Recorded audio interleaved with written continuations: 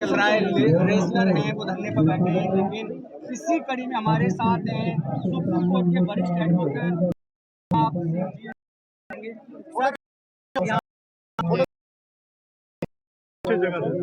मैं कहना चाहूंगा, देश को, पूरे लोगों, जितने भी संगठन हो, किसी संगठन हो, मजदूर हो,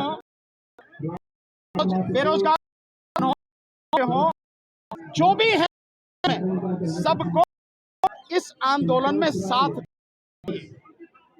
और यहां नहीं आ सकते हैं कि जिस कोने में भी हैं वहीं मिलकर जिले में, तहसील में इस आंदोलन का समर्थन करें, प्रदर्शन करें। ये केवल विनेश फोगाट, साक्षी मलिक, बजरंग पूनिया केवल इनका मसला नहीं है, ये देश की बहन बेटियों का, हमारी बच्चों का, उनका मसला है।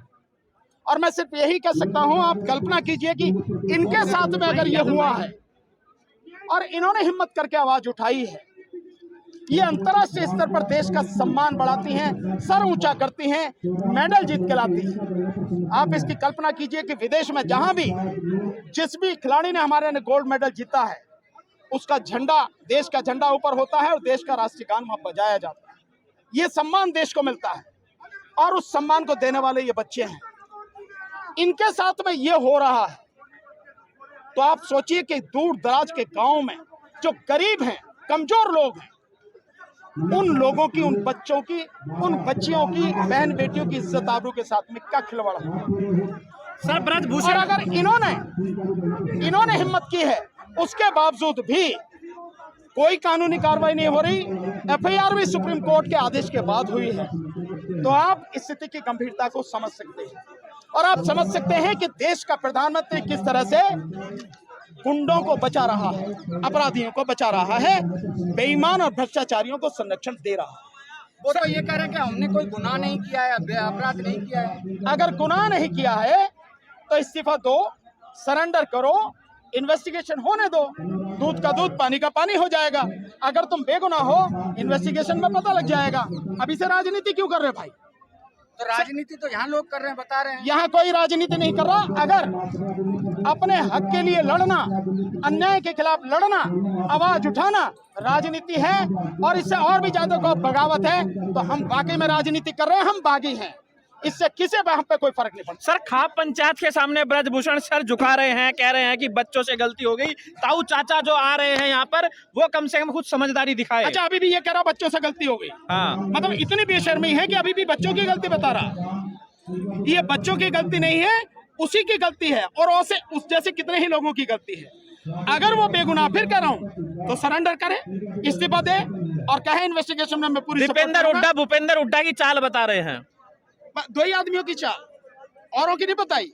ये बतानी चाहिए कि तेजस्वी यादव की चाल है, बताना चाहिए था अखिलेश यादव की भी चाल है, बचाना चाहिए था कि भाई ये जो नीतीश कुमार की भी चाल है, तो सबकी। और हाँ, हमें भी जोड़ लो कि हमारी भी चाल है। एक जिस तरह देखिए, इनके पास इस तरह के घटिया बातों के अलावा दूसरा कोई तर्क नहीं है। जिस तरह की धाराएं लगाई गई हैं, बड़ी गंभीर धाराएं हैं, तो अभी तक कोई इन्वेस्टिगेशन या गिरफ्तारी तो बहुत दूर की बात है। तो ये संविधान के हिसाब से चल रहा देश या किस हिसाब से? ये आप भूल जाइए कि देश संविधान के हिसाब से चल रहा है या लोकतंत्र के हिसाब से चल रहा है। न संविधान के हिसाब से चल रहा, न लोकतंत्र के हिसाब से, केवल उसका दिखावा किया जा रहा है और संविधान को, लोकतंत्र को और कानून को और न्याय को सरकार द्वारा पैरों तले कुचला जा रहा है। सर, एक बात है, जिस तरह से बॉर्डर सील करने की बात 16 मई को, क्या इससे कुछ हो पाए? तो नहीं होगा। आपने देखा नहीं, 13 महीने लड़ना पड़ा, बॉर्डर सील करके तो लड़े किसान।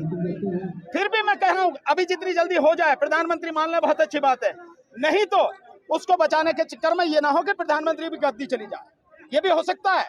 देश जिस तरह से गुस्से में है और लोग लगातार जिस तरह से जुड़ते चले जा रहे हैं, आंदोलन करते चले जा रहे हैं, अगर ये और कुछ दिन चला तो ये आंदोलन पूरे देश में बढ़ जाएगा और फिर ना वो बचे ना वो बचे, दोनों में। सर ये कहा जा रहा है कि जो कार्रवाई है वो कानून के हिसाब से होगी, एफआईआर दर्ज हो गई है, ऐसा थोड़ी खाप पंचायत थोड़ी ना ऐलान करेगी क्या होना है क्या नहीं, क्या खाप होती है पंचायत से थोड़ी ना देश चलेगा। क्या सर होती है कानून के हिसाब से कार्रवाई, क्या होती है?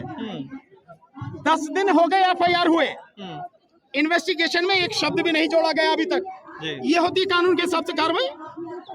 कानून के हिसाब से अगर कार्रवाई होती तो पहले ही दिन उसको अरेस्ट किया जाता, उसे रिजाइन करना चाहिए था और उसके बाद में इन्वेस्टिगेशन होनी चाहिए थी, सबके बयान होने चाहिए थे। क्या ये बच्चियों के आगे बयान लिए पुलिस ने? क्या बच्चियां जो और बताती उनकी कहीं कोई इन्वेस्टिगेशन कोई बयान लिए हैं? नहीं लिए ना। वो कह रहे हैं अपनी जेब से 30 करोड़ रुपए लगा चुके हैं इन बेटियों के लिए, तभी मेडल आया है। वो कह रहे हैं हमारा भी योगदान है मेडल लाने में। खरीद के लाया तू क्या मेडल? उससे ये पूछो जो बकवास कर रहा है, खरीद के लाया? जेब से पैसा लगाया इनके लिए। जेब से पैसा उसके बाप का पैसा है, देश का पैसा है, वो देश का पैसा है। अपना भी लगाया उन्होंने, देश कह रहे हैं। अपना पैसा लगाया तो देना बजट बना के, ये पैसा मैंने लगाया, वो देश का पैसा है। खेल मंत्रालय के माध्यम से खिलाड़ियों के लिए जो बजट होता है वो उसका पैसा है। ये आम जनता नहीं है कि जिसको चाहो आप मूर्ख बना लोगे, अपनी जेब से पैसा लगाया। देश का पैसा है, देश के हर व्यक्ति का लगा हुआ पैसा है। उसके बाद और वो भी पैसा खिलाड़ियों को जितना मिलना चाहिए, खिलाड़ियों की डाइट जिस तरह की होनी चाहिए, उन्हें जो सुविधाएं मिलनी चाहिए वो नहीं है। और इससे ज्यादा शर्म की क्या बात होगी कि जिस तरह के गंभीर आरोप हमारी बच्चियों ने लगाए हैं उन पर कोई इन्वेस्टिगेशन नहीं अभी तक।